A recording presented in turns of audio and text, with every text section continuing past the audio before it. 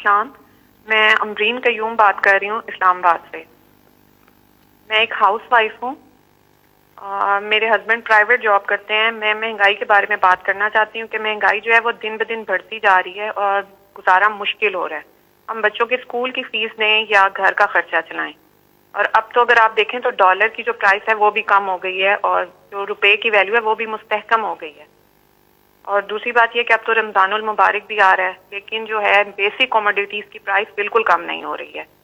تو خدارا آپ اپنا وعدہ پورا کریں اور مہنگائی کو کنٹرول کریں. اگر آپ یہ نہیں ہو سکتا تو پھر آپ جو ڈے فرسٹ سے کہہ رہے ہیں کہ آپ کو گھبرانا نہیں ہے, تو پھر آپ ہمیں گھبرانے کی اجازت دے دیں. جی امرین, بالکل آپ نے وہ بات کی جو کہ آپ یقین کریں کہ اب تک ہماری صرف اور صرف کانسنٹریشن اگر باقی ساری چیزیں ایک طرف ہیں تو مہنگائی ایک طرف ہے. اور مہنگائی کے اندر آپ نے تھوڑا سا سمجھنا ہے, کیونکہ مہنگائی تو کئی چیزوں کی ہے نا.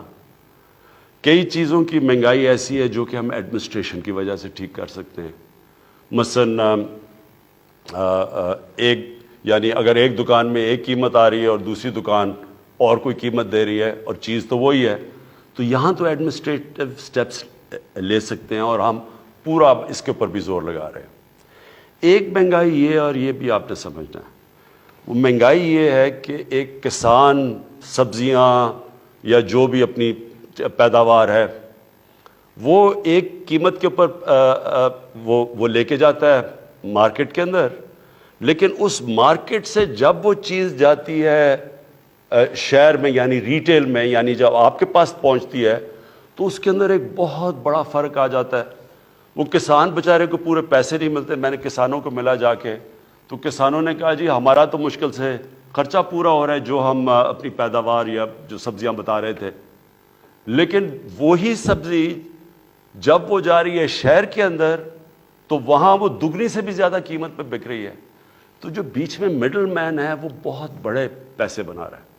اس کا اب ہم ایک توڑ لے کے آئے ہیں اور انشاءاللہ یہ شروع بھی ہو گیا. ہم نے آہستہ آہستہ ایکسپیریمنٹ کر رہے ہیں کہ ہم ڈائریکٹلی وہ جو منڈی سے ایک اس طرح چیز کریں کہ ڈائریکٹلی وہ چیزیں جائیں گی لوگوں کے پاس اور وہ کسان کو بھی زیادہ پیسہ مل جائے گا اور جو لوگ ہیں جو شہر کے اندر لوگ ان کے لیے بھی قیمتیں کم ہو جائیں گی. یہ ایک پوری نئی چیز کر رہے ہیں کیونکہ ایک نیا سوچ لے کے آ رہے ہیں اور یہ شروع ہو گیا. لاہور میں ہم نے اب کئی جگہ شروع کیے ہیں یا اب اسلام آباد میں شروع کرنے لگے. یہ شہروں کے اندر اب ہم کرنے لگے, اس سے بھی فرق پڑے گا. ایک تیسرا طریقہ ہے, ایک تیسری وجہ ہے, وہ ہے جو میں شروع میں آپ کو کہتا ہوں کہ جب روپیہ مثلا ہمارا روپیہ اب آپ ہمارے آنے کے بعد 107 روپیہ تھا, ہمارے آنے سے پہلے روپیہ 124 تھا, لیکن اس سے 6-7 مہینے پہلے 107 کا تھا. یعنی 2018 کی شروع میں تقریباً 107 روپے کا ڈالر تھا اور وہ 2018 کے بعد وہ بڑھتے بڑھتے پہنچ گیا 160 روپے پہ. اور اب اللہ کا کرم ہے کہ ہماری اکانومی سٹیبل ہو رہی ہے تو روپیہ بھی مضبوط ہوتا جا رہا ہے. اس کا آپ کو افیکٹ آئے گا. مثلا امیجیٹلی افیکٹ تو آ گیا نا کہ ڈیزل کی قیمت گر گئی, آپ کو پیٹرول کی قیمت نیچے آ گئی, تو یہ تو آپ کو افیکٹ نظر آ گیا جب روپیہ مضبوط ہوا. لیکن اس کی جب 107 سے 150 روپے پہ بھی گیا تو اس کا افیکٹ کس کے اوپر پڑا؟ بجلی کے اوپر پڑا. آدھی بجلی بنتی ہے تیل سے, تیل ہوتا ہے امپورٹ. پھر جو بجلی کے سارے کانٹریکٹ سائن کیے گئے ہیں وہ ہیں سارے ڈالرز کے اندر, ہمارے سے پہلے کے کانٹریکٹ سائن کیے گئے ہیں.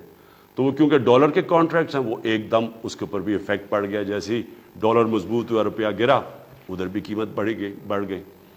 پھر جب ڈیزل مہنگا ہوا ساری ٹرانسپورٹ مہنگی ہو گئی, ساری چیزوں کے اوپر اس کا کاسٹ چلا گیا. پھر جو باہر سے ہم چیزیں امپورٹ کرتے ہیں, باہر سے چیزیں سب سے بڑا تو جو عام لوگوں کو آپ کو افیکٹ کرتا ہے گھی. اب تقریباً 70% ایڈیبل آئل امپورٹ کرتے ہیں 70, تو 70% جو گھی کے اندر جو تیل جاتا ہے وہ امپورٹ کرتے ہیں. پھر دالیں, سب سے افسوسناک چیز یہ ہے کہ ہم نے ابھی تک ایک وہ زرعی ملک, ہم 70% دالیں اپنی امپورٹ کرتے ہیں. تو یہ ساری چیزیں مہنگی ہو گئیں. اور ایک اور مسئلہ آیا کہ ہمیں گندم جو کہ پاکستان میں ہمیشہ ہوتی تھی، وہ ہماری آبادی کیونکہ بڑھتی گئی ہے، جو گندم پاکستان میں تھی اس کے اندر خسارہ آ گیا، ایک تو بارشیں غلط ٹائم پہ ہو گئی، تو ہمیں ایک سال کے اندر 40 لاکھ ٹن گندم امپورٹ کرنی پڑی، اور اس کے علاوہ گندم امپورٹ، اور اس کا سارا امپیکٹ پڑا، یعنی جیسے آپ گندم امپورٹ کرتے ہیں تو وہ مہنگی، باہر سے مہنگی آئی یہاں سے، تو اس کا بھی امپیکٹ پڑا. تو جو امپورٹس مہنگی ہوئی روپے گرنے سے، ایک وہ ہو گئی. پھر ایک بدقسمتی سے ایک اور اب چیز ہم نے آہستہ آہستہ انکوائریز میں پتہ چلا، وہ کیا ہے؟ یہاں بیٹھے ہوئے ہیں مافیاز. یہ امرین آپ نے سمجھنے کی بات ہے، یہاں پاکستان میں وہ لوگ بیٹھے ہوئے، قائد اعظم نے بھی ان کی بات کی تھی، جو ذخیرہ اندوزی کر کے قیمتیں اوپر بڑھاتے ہیں. یہ مافیاز بیٹھے ہوئے تھوڑے سے لوگ ہیں، یہ سٹا کھیلتے ہیں. عموماً تو چیز تب مہنگی ہوتی ہے جب اس کی سپلائی کم ہو جائے. مثلا اگر کمی ہو جائے کسی چیز کی، اگر چینی کی کمی ہو گئی تو زیادہ لوگ چینی مانگیں گے، اس کی قیمت اوپر چلی جائے گی. لیکن یہاں چینی پڑی ہوتی ہے، ذخیرے پڑے ہوتے ہیں چینی کے، لیکن قیمت اوپر جانی شروع ہو جاتی ہے.